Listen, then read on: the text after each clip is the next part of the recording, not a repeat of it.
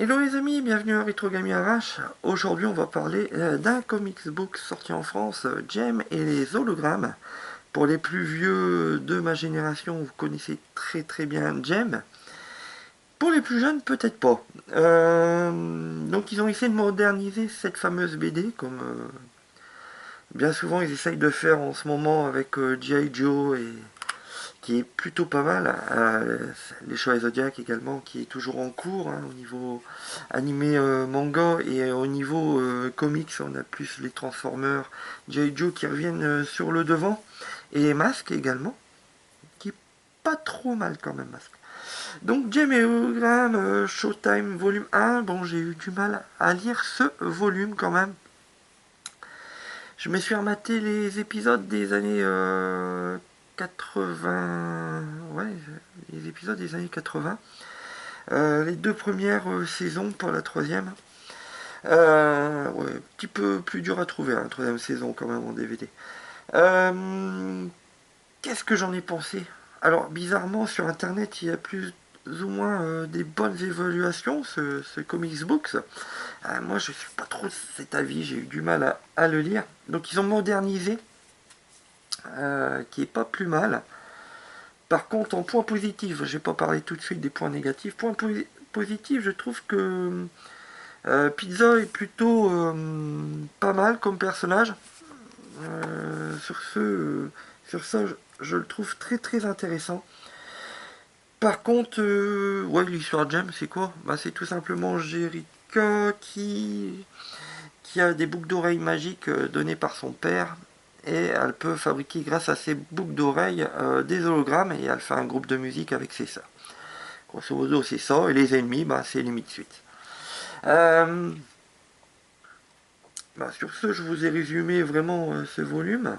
À part que bon, ça a un remake. Donc là, en fait, c'est Midsuite qui font un concours et Jem participe à ce concours. Il commence à faire de l'ombre aux favorites et bien sûr, ils vont avoir un petit conflit. Euh,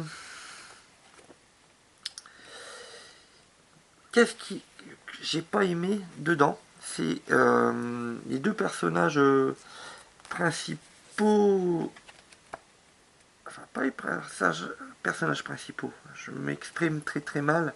On va dire que les personnages qui sont fort aimés du public, c'est-à-dire Kimber, et ça pose problème dans ce volume, je pense, Kimber, dites-moi ce que vous en pensez si vous l'avez lu. Je pense que Kimber, bah, tout simplement, vole la vedette à Jem dans la lecture. Je pense que Jem passe secondaire par rapport à ce volume. Et donc elle peut se transformer grâce au boucle d'oreille, grâce à Synergie, c'est un ordinateur un petit peu qui l'aide à faire des hologrammes. Et l'autre personnage qui me posait problème, alors je ne sais pas si j'ai tous les personnages, ouais, c'est Stormer, qui était fort aimé des Mid-Suisse, donc Stormer qui est ici. Alors regardez comment ils ont modernisé, alors ça c'est Stormer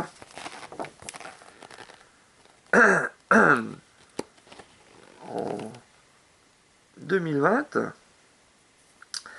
Et on avait Stormer qui était comme ça, alors poupée d'époque, sur la première génération des années 80-90.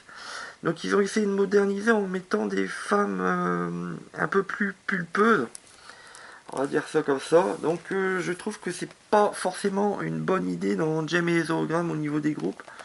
Et par contre, Pizza, bon, ils l'ont plutôt pas mal fait. Et une qui a morflé aussi, c'est Aja dans l'autre groupe. Après, pour remplir le cahier des charges, ils ont fait une relation amoureuse entre euh, Kimber et tout simplement avec Stormer. Donc une relation amoureuse, mais vraiment amoureuse, c'est même pas une amitié, c'est... Oui, ils sont en couple dedans. Ah, ça le fait pas du tout, sachant que sur l'ancienne génération, quand même, le Kimber, bah, c'était plus celle qui avait des relations amoureuses avec des hommes et qui ça partait toujours en cacahuète à la fin. Et là, c'est très dommage. Même Shanna, on fait quand même assez rondelette. Donc j'ai rien contre. Ça fait quand même pas mal de personnages qu'ils ont modifié le dessin et pour moi ça passe pas. Dites-moi ce que vous en pensez. Par contre, au niveau coupe, c'est plutôt pas mal. Et on a aussi le personnage de. Alors, une qui chante pas. Donc, c'est Clash. Alors, Clash, je trouve que son design ne va pas du tout avec l'ancien. Et ils ont fait un nez cassé, donc elle est pas très très jolie en plus. Donc c'est. Je sais pas, ils ont modernisé, mais je trouve qu'ils ont enlaidi des personnages. Ça me pose un gros hic. Surtout au niveau de Jem et Zoogram, c'est comme si on faisait Barbie. Ben, je sais bien que dans les Barbie, ils font un petit peu des Barbie dans tous les genres au niveau figurines. Mais quand ils passent sur l'animé, n'importe quel film Barbie, les Barbie restent corrects. Que là, ils ont un Lily. Je pense pas qu'ils pensent faire la vente de ces figurines-là. Parce que je sais pas si ça marcherait au niveau des ventes de certaines figurines, je pense. Ah, j'en sais rien du tout, donc je sais pas comment ils ont eu le feu vert d'Asbro, qui sont une filière de jouets à la base. Donc dites-moi ce que vous en pensez. Pour moi j'ai été déçu sur ces points-là. Bah, si le dessin déjà, il y a un petit hic, on est un petit peu un pas en arrière, mais bon. Bon après le moderniser vraiment d'actualité en prenant des cahiers de charge un petit peu comme les séries. Je trouve ça lourd. L'histoire était pas bien terrible non plus. Heureusement qu'il y a le personnage d'Amy Sweets Pizza qui est pas mal, qui a relevé un petit peu le level. On verra sur la prochaine lecture. Dites-moi ce que vous en pensez de ce fameux Jem et les Ogrammes Showtime. Mais je reste un petit peu sur ma faim. Je pense que ça vaut pas l'ancienne série quand même animée qu'on a eue. Allez, à plus et merci d'avoir regardé Retro Gaming Arrache les amis.